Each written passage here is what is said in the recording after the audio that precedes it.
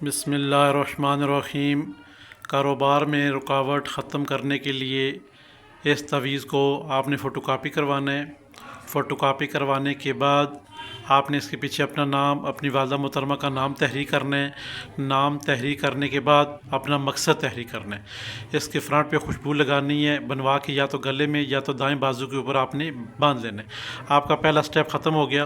اب دوسرا سٹیپ یہ کرنا ہے، جب آپ کو لگے کہ میرے کاروبار میں کسی میں رکاوٹیں آ رہی ہیں، کوئی مسئلے مسائل آ رہے ہیں، آپ نے کیا کرنا ہے، صبح یا پھر ہر اذان کے بعد، ہر اذان کے بعد کی بات ہو رہی ہے، نماز کی بات نہیں ہو رہی، ہر اذان کے بعد کی بات ہو رہی ہے، آپ نے 19 دفعہ بسم اللہ الرحمن الرحیم، یا اللہ یا واسع یا صمد، یا اللہ یا واسع یا صمد، ہر بار بسم اللہ الرحمن الرحیم، یا اللہ یا واسع یا صمد، یہ آپ نے تینوں لفظ بر ساتھ بسم اللہ کے پڑھنے ہیں 19 مرتبہ۔